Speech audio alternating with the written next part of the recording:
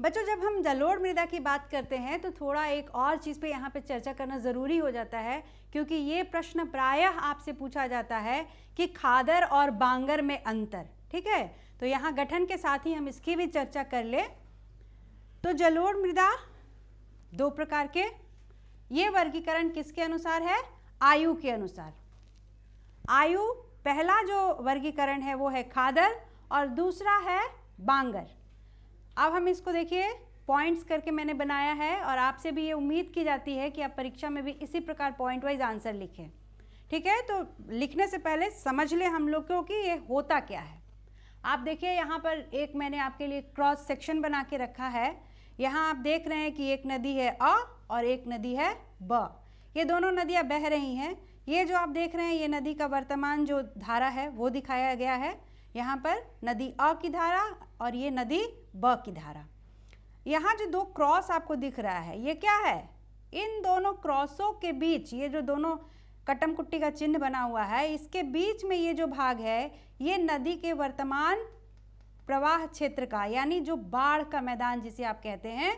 तो ये दोनों क्रॉस के बीच में ये है बाढ़ का मैदान, जहाँ की प्रायः हर एक वर्ष नदी बाढ़ लाती है। ठीक है, और जब बाढ़ लाती है तो विनाश के साथ साथ एक अच्छा चीज़ बाढ़ के साथ क्या होता है कि ये उपजाऊ मृदा का एक नई परत बिछा देती है। और ये नई परत कहाँ बिछती है? तो इन दो क्रॉस के बीच, यानी बाढ़ के मैदान में। ये नदी अ का बाढ़ का मैदान और यहाँ पर नदी ब के बाढ़ के मैदान। ठीक है, तो ये जो बाढ़ के मैदान के बीच में जो मिट्टी का निर्माण होता है ये मिट्टी होती है खादर, यानी कि नवीन जलोढ़ मिट्टी। और इससे परे ये जो ऊंची भूमि दिख रही है आपको, ठीक है, यहाँ पर, यहाँ पर, यहाँ पर, ये जो है यहाँ पर जो मृदा का निक्षेप होता है, यहाँ जो मृदा पाई जाती है वो मृदा है पुरानी जलोढ़ मिट्टी, जिसे हम कहते हैं बांगर। आइए अब इन अंतरों को पॉइंट वाइज समझते जाते हैं। खादर, पहला अंतर, खादर नवीन जलोढ़ मिट्टी होती है, बांगर पुरानी जलोढ़ मिट्टी।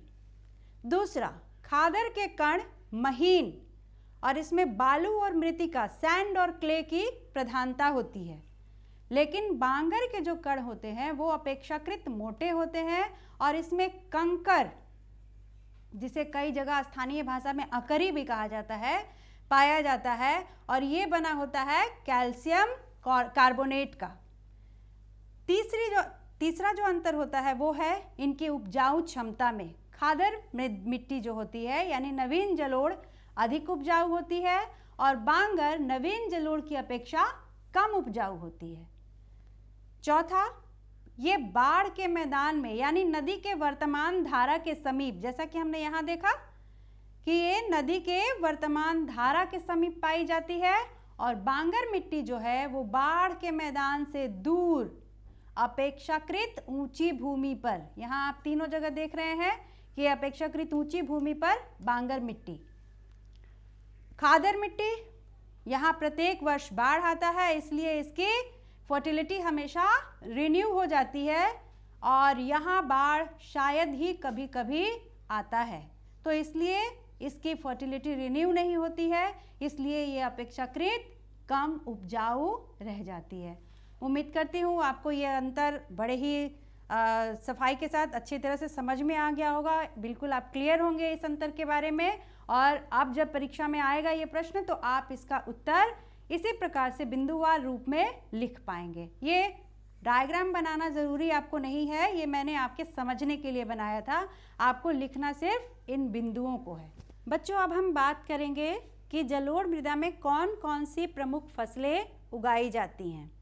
तो इस मिट्टी में उगाई जाने वाली प्रमुख फसलें हैं चावल, गेहूँ, मक्का, दलहन जिसे दाल, तिलहन यानी वो फसलें जिससे तेल प्राप्त करते हैं हम लोग, आलू और हरी सब्जियां। जितनी भी हरी सब्जियां आप खाते हैं, जो भी आप यहाँ देखते हैं आपके आसपास खेती होती है, वो सब कुछ यहाँ की फसलों में आता है।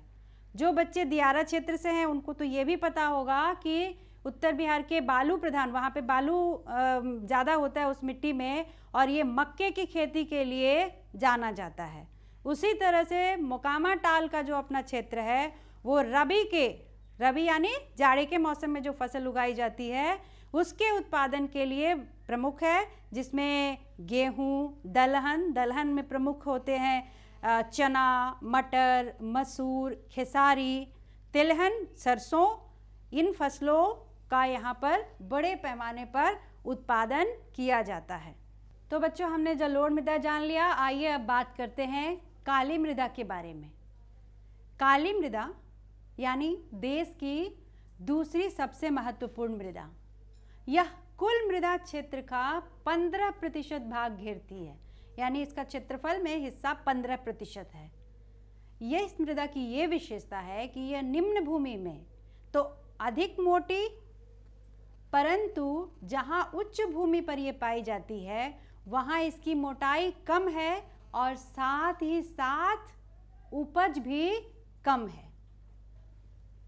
जलोढ़ मिट्टी के विपरीत काली मिट्टी जो है वो जोनल है, यानी स्थानीय, यानी जहाँ ये पाई जाती है इसकी उत्पत्ति भी वहीं पर हुई है और इस कारण इस मृदा में मृदा संस्तर यानी सॉइल प्रोफाइल पूरी तरह से विकसित होता है।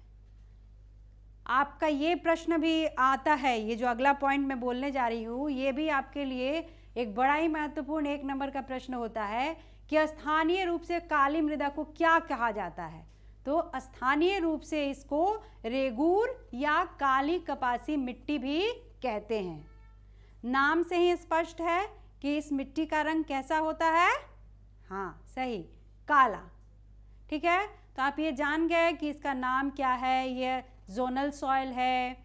ये जहाँ मोटी होती है कहाँ पर, तो निम्न भूमि में, और वहाँ ये उपजाऊ भी अधिक होती है और ऊंचे भूभागों पर इसकी मोटाई कम भी होती है और इसकी उपजाऊ में भी कमी होती है। अब आइए बात करते हैं कि इस मिट्टी का निर्माण कैसे होता है। तो बच्चों, इस मिट्टी का निर्माण ज्वालामुखी चट्टानें, जिसमें मुख्य रूप से होता है बेसॉल्ट। अभी आप अपने स्क्रीन पर बेसॉल्ट चट्टान को देख सकते हैं। ठीक है बच्चों, तो आप समझ गए कैसा रंग था बेसॉल्ट का। काला, बिल्कुल सही कहा आपने। तो चूंकि ये इसका जो मूल चट्टान है, इसका जो पेरेंट रॉक है, बेड रॉक है, वही काला होता है, इसीलिए इस मिट्टी का रंग भी काला होता है। ठीक है, अब आइए बात करते हैं विस्तार का, यानी ये मिट्टी पाई कहाँ कहाँ जाती है। तो इस मिट्टी का विस्तार का प्रमुख क्षेत्र है दक्कन लावा प्रदेश। ठीक है, ये कवर करता है महाराष्ट्र, गुजरात, मध्य प्रदेश, आंध्र प्रदेश, कर्नाटक और तमिलनाडु का कुछ हिस्सा। आइए अब इसे हम मानचित्र पर देखते हैं। हाँ, तो बच्चों ये हम देख रहे हैं, यहाँ पर ये पूरा पैच है काली मिट्टी का। इसमें आप देखिए महाराष्ट्र, यहाँ आप देख पा रहे हैं गुजरात, यहाँ आप देख पा रहे हैं मध्य प्रदेश, इधर आप आए तो ये देखिए आंध्र प्रदेश का हिस्सा, यहाँ कर्नाटक का, और तमिलनाडु के कुछ हिस्सों में भी ये मिट्टी पाई जाती है। अब हम बात करेंगे गठन की, यानी इस मिट्टी में किन किन तत्वों से मिलकर ये मिट्टी बनी होती है। इसका हम फिर 2 भागों में बांटकर अध्ययन करेंगे, पहला भौतिक और फिर रासायनिक की बात करेंगे। तो भौतिक में ये मिट्टी चूंकि बेसॉल्ट से निर्मित होती है, इसलिए इसमें मृत्तिका यानी क्ले की प्रधानता होती है। और बच्चों ये प्रधानता कहाँ तक कि टोटल जो मिट्टी होती है उसका 60% भाग मृत्तिका का होता है। चूंकि ये मिट्टी क्ले होती है यानी मृत्तिका प्रधान होती है, इसलिए इसमें जल धारण क्षमता काफ़ी उच्च होती है। आप लोग यूज़ करते होंगे मुल्तानी मिट्टी, उसको एक बार भिगाते हैं तो देखते हैं ना, भिगाने के बाद वो फूल भी जाती है और सूखने में कई कई दिनों का समय लग जाता है, नहीं तो वो मिट्टी एकदम चिपचिपी रहती है। तो कुछ वैसा ही होता है ये काली मिट्टी का भी स्वभाव।